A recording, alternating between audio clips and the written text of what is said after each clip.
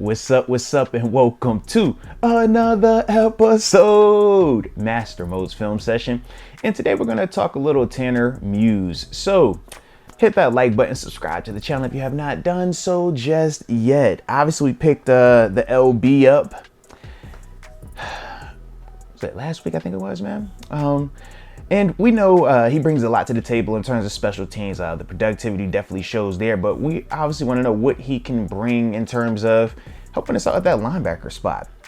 So here he is right here. I just want to show you a couple of plays of him playing true linebacker and some of the potential that he does have to help us out over there, all right? So let's play it in full speed. Not that we're going to talk about it.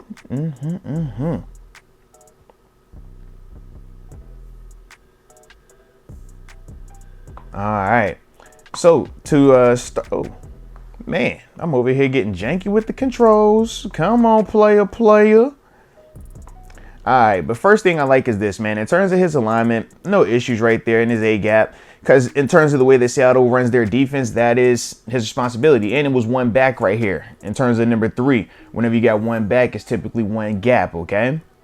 So with that, I don't mind him subtly bumping over with the motion because of the formation, okay? He's getting formation into the boundary, meaning 1, 2, it's a third guy out here.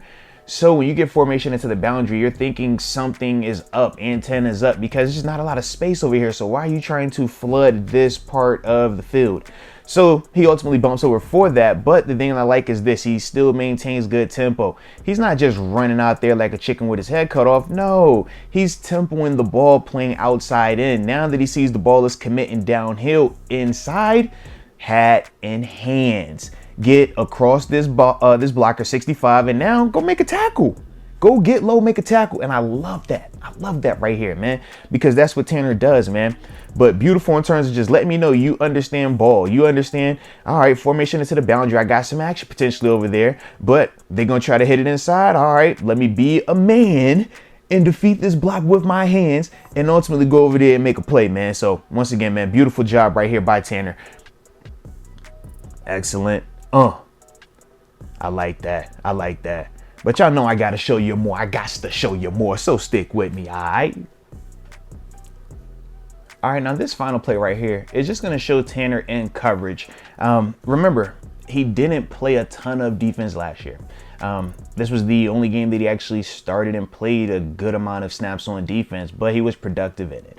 And I felt like it was appropriate to just show what he was capable of, because this was their last game of the season. And I always feel like, you know, whatever you do in your last game, I mean, that is a strong indicator of what we could expect from you going forward, or at least give you a little bit of an idea of where they should be going forward from, man. So right here we got him.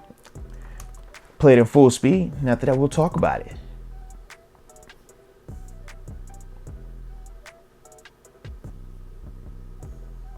All right, so like I said, man, not a ton of coverage stuff for him, but the thing I like is this, man. This is 3-by-1, meaning 1, 2, 3 receivers over here, and then you got this one guy on the backside, okay? So that's why we say 3-by-1. But with this, it makes Tanner be isolated one-on-one on the RB with, realistically, a ton of space, a ton of field.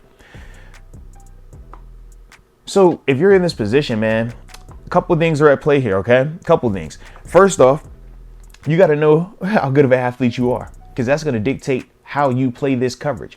If you don't feel you're the most athletic, then you pressure this. You want to run up on this and make it feel like you're blitzing. We saw Robert Spillane. That was one of his go-tos, right? Make it like it's a blitz. Vince Williams, make it look like it's a blitz. But for Tanner, he trusts his athletic ability. He trusts his feet. And that's why you see him playing it from off coverage. Now, he's also a former safety coming out of Clemson, all right? So with that, you could just see how comfortable he is maintaining space, staying hot with his feet, and then ultimately coming out of that thing and burst into it on the outbreaking route. But once again, here you go right here. Hot feet, good balance, keeps his leverage, which is also important. But then once that running back commits, ultimately him deciding to burst over there and make sure that if this quarterback did want to go to the ball, did want to go with him, did want to go here with the ball, that he would ultimately be able to tackle the catch or even potentially get a PBU, or who knows, man, if it's a bad throw tip, maybe even get a pick right here. But really good job by Tanner, man. Like I said, I could just feel the comfortability that he has in coverage. But those are the things that Tanner brings from a defensive perspective. Like I said, you guys let me know your thoughts on him, on the pickup, on the upside potentially as well. But either way, you know I appreciate you. And until next time, baby, peace.